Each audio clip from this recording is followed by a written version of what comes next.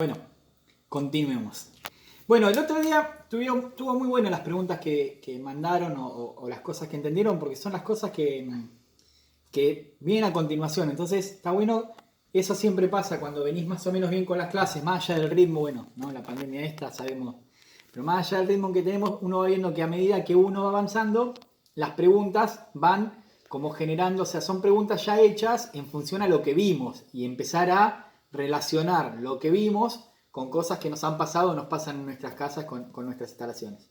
Entonces, bueno, ya si más o menos quedó entendido lo de qué es la tensión, o sea, el voltaje, que es ese potencial que está, por ejemplo, en los tomas, la corriente, que es lo que circula a través del conductor, los electrones que circulan a través del conductor, vamos a empezar a ver qué relación tienen estos entre sí y qué es lo que pasa. Habíamos hablado ahí entre las preguntas el tema de la resistencia. ¿Qué es la resistencia? Bueno, los materiales, ¿se acuerdan la primera clase que habíamos visto que decíamos que, por ejemplo, esto que es una mesada de granito es un material, estos papeles es otro material, la lapicera de plástico es otro material? Todos los materiales tienen su composición química, ¿está?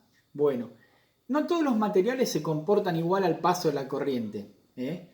Hay materiales que le decimos que son aislantes, que son los que no dejarían pasar la corriente, y hay materiales que decimos que son conductores, que son los que dejan circular la corriente, ¿está?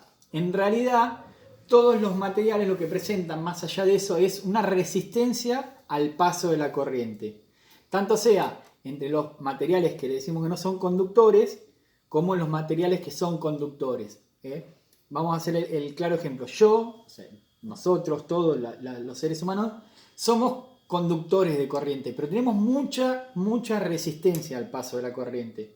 Un cable de cobre es un conductor de corriente y tiene muy poca resistencia al paso de la corriente, ¿tá? Eso no vamos a sacar cómo se saca la resistencia, cómo se calcula la resistencia, porque no hace falta. Pero entiendan que cada material tiene una resistencia distinta. Los mayores conductores que se utilizan en el día a día en nuestras casas y en nuestras instalaciones son el cobre, y por ahí en la calle se usa un poco más el aluminio, y en algunas cuestiones especiales se usa el oro, por ejemplo, en los circuitos integrados de las computadoras. Y por ejemplo, fíjense esto, el oro tiene menos resistencia al paso de la corriente que el cobre, y el cobre tiene menos resistencia al paso de la corriente que el aluminio. Fíjense la diferencia de precios que hay entre esos materiales, ¿está? Entonces, a la hora de calcular los cables se utilizan las cuestiones de costo y beneficio para calcular qué cable es. Nosotros en nuestras instalaciones domiciliares en la parte interior vamos a utilizar todo cable de cobre, que eso ya tiene una resistencia específica, ¿está? Ahora, bien lo que decía una de las compañías es, si yo tengo un cable de 1 metro, va a tener una resistencia. Ahora, si tengo un cable de 2 metros, va a tener el doble de la resistencia. O sea que a mayor distancia, mayor resistencia. El otro tema es la sección del cable. Imagínense que esto es un cable, la sección sería, si yo cortara este cable, tendría que sacar cuál es la sección, ¿tá? Que es pi cuadrado sobre 2 o pi por radio al cuadrado, es la sección. Bueno, lo mismo, a mayor sección del cable, o sea, si tengo un cable más ancho, voy a tener menos resistencia. Entonces, si yo tuviera un cable de 1 metro, de 1 milímetro de sección, de 1 milímetro de esta sección, tendría una resistencia. Ahora, si tuviera un cable de 2 metros, de 2 milímetros de sección, tendría la mitad de resistencia, ¿tá? Lo mismo pasaría con un cable más largo. Yo tengo un cable de 1 milímetro por 1 metro de largo, voy a tener una resistencia. Ahora, si tengo por 2 metros de largo, voy a tener el doble de la resistencia. Ahora, si yo tuviera un cable de 2 metros de largo, de 1 metro de largo, de 2 metros de largo, perdón, por 2 milímetros, la resistencia va a ser igual a la del cable de 1 metro con 1 milímetro, ¿se entiende? O sea, a mayor resistencia, a mayor longitud, mayor resistencia. A mayor sección, menor resistencia. Bueno, el tema es ese. Entonces, entendamos eso. Yo tengo que hacer atravesar un electrón por adentro, un electrón no, porque siempre van varios. 1 millón de electrones por adentro de un conductor en 100 metros, voy a tener toda una resistencia a través de ese cable. Pero, ¿qué es lo que nos interesa saber a nosotros de la resistencia de los conductores? Una cuestión es simple y es la forma más práctica de explicarla. Los electrones, como los dibujamos y como se ven en los videitos que mandamos, van a ir circulando. Y esa circulación de electrones no es que van a ir tranquilos uno atrás del otro. En realidad van a ir chocándose y moviéndose por todo el conductor. ¿Y qué es lo que va a pasar? al moverse y al pasar por el conductor, va a generar una fricción. ¿Está? ¿Y cómo explicamos la fricción? Dos manos, friccionamos la mano. ¿Y qué pasa cuando friccionamos la mano? Hacemos así. ¿Para qué hacemos esto? Para generar calor. Entonces, toda fricción genera calor. Entonces, ¿qué es lo que va a pasar adentro de un conductor?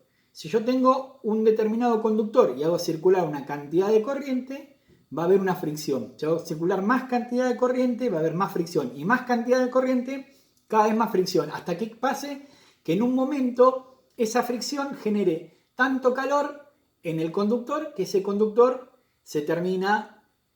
a ver, ¿qué es lo que suele pasar en el conductor? El cobre se calienta, derrite la protección y ahí es donde hace un cortocircuito. ¿Está?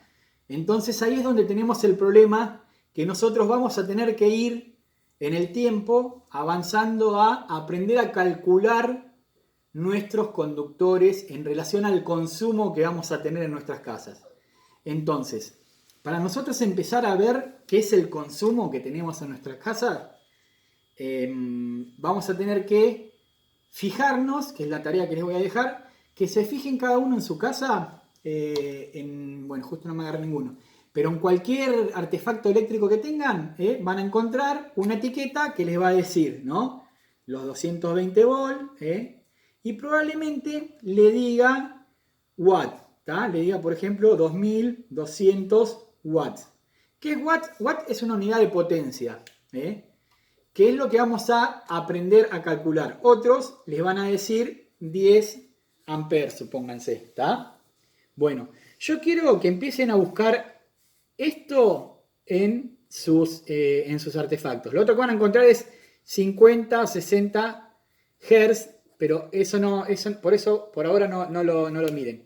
Quiero que empiecen a mirar en sus electrodomésticos, sobre todo por ahí el que decía que con las dos estufas y eso le generaba un cortocircuito en la térmica. Después vamos a ver ahí qué pasó realmente y lo vamos a ir viendo.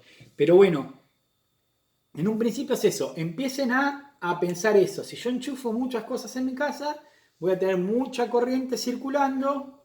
Y al tener mucha corriente circulando, voy a generar calor en esos cables. La tensión, los 220 siempre se mantienen, se deberían mantener. A veces nos pasa, cuando empiecen a medir ustedes la tensión, van a ver que a veces tenemos 180, 190. Pero en un principio pensemos que siempre los 220 estos deberían ser constantes. ¿Está? Entonces, bueno, la tarea es esta en un principio. Primero, obviamente, ¿no? Hacer las preguntas correspondientes en relación a las cosas que por ahí les quedaron dudas. Y lo siguiente es empezar a mirar en nuestras casas qué tenemos de consumo. El consumo total, el consumo total de un artefacto son estos watts, que después vamos a ver cómo se calcula en relación a la tensión y la corriente. ¿Está? Así que bueno, vamos a meterle ahí por el WhatsApp y seguimos en el próximo video.